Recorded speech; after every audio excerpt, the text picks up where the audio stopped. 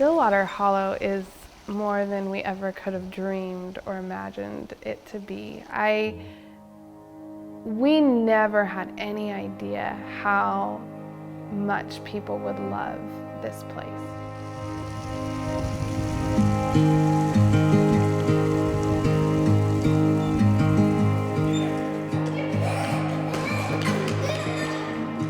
Stillwater Hollow is a place of peace.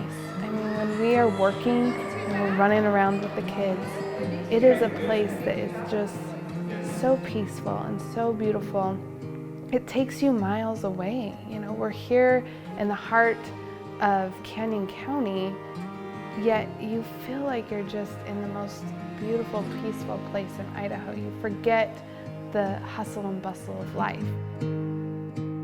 Louis and Ann Mckellip had lived here as the homestead where this was a base for their farm. Before the pond was here, before the chapel was here, any of that, it was a equipment lot and a field. Louis had made a pond down the road with the dreams of building there. Ann wanted to stay in the house that she'd worked so hard in, and so he took out part of a field and put a pond in. He learned a lot from the first pond. This pond is amazing, and from there, it was their backyard little oasis. And as years went by and he started backing out of the farming, he wanted to do more of educational and kind of preserving some history. And it started with a couple little sheds and old homestead homes that he'd brought onto the property, had made them, and then turned the old mint still into the wagon barn, and had it set up with children and field trips, kind of as an educational area. I tell him all the time, the idea to ask me to marry him here was either the best idea or the worst idea, because I remember thinking, oh my goodness, how incredible would it be to live there and help people plan their wedding day and walk through that incredible day with them and that journey with them. And the wheels started turning at that point. And then, with our business plan, and we kind of kept it close to us, but eventually, had talked to Ann and had kind of mentioned it to Ann, and then got put our house up and for sale. And when it kind of fell or all lined up, we made an offer to Ann for this place. And then when the offer got accepted, it was we're doing this, and now what's it going to take? It kind of hit like now what? And that is, again, it goes back to reminding us that this place is so far bigger than us. It's not us. We laugh all the time that we do enough to mess it up, but the beauty that has been created here is something that everybody just longs to enjoy and wants to be a part of. So that was probably our first, wow, yeah, people really like this place. His dream was kind of an outdoor historical agricultural park. The anchor was when Louis moved the chapel here in 2004.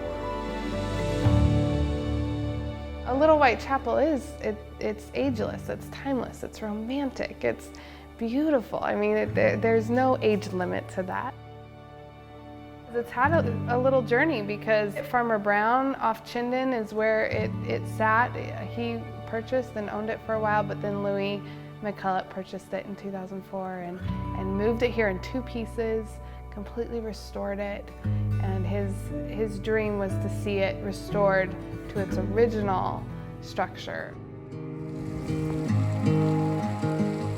With the village, we had a great outside anchor, but saw a need to make people have a little less stress, being able to have larger dressing rooms and bathrooms and an inside area just in case the weather turned. We're sitting there around the table with a napkin, and Tyler starts sketching out a barn. And it was a beautiful barn.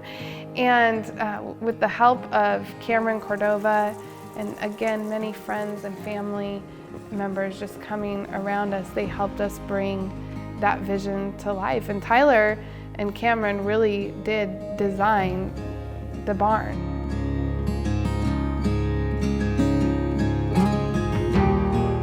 It started with a napkin and became the barn. So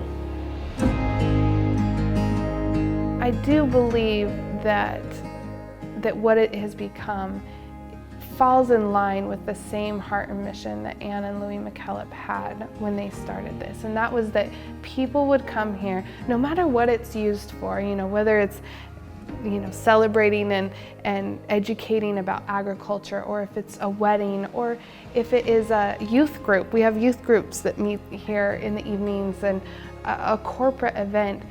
The overwhelming sense and the torch that has been passed is this desire to create a beautiful and peaceful place for people to celebrate life's most precious moments.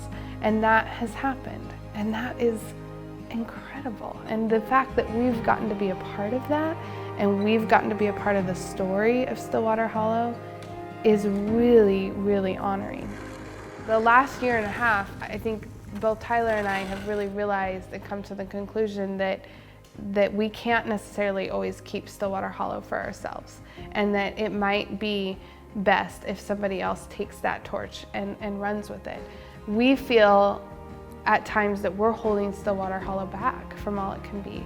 It is heartbreaking to turn away couples that are begging you for a date, but we do that every year, every month, because we have 4 young kids that this was supposed to just be a side job, that we hoped maybe we would book 20 weddings a year.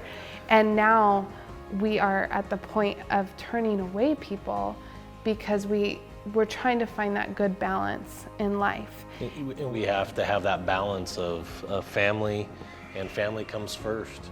Yeah, as we look at what our life is going to look like in the next 5 years and how much it's going to drastically change, just realizing that this place could be so much more, and it could continue to be so much more if the right person came along that wanted to be a part of that story. And our commitment will always be very, very strong to our clients, because they are more like friends and family than they are just a contract. Our hope is that this legacy continues of being a spot where people feel at peace, and where they are able to take in all the beauty that is here at Stillwater Hollow. That will always be our hope, and that will always be our commitment to this place, is to see that it is upheld and honored.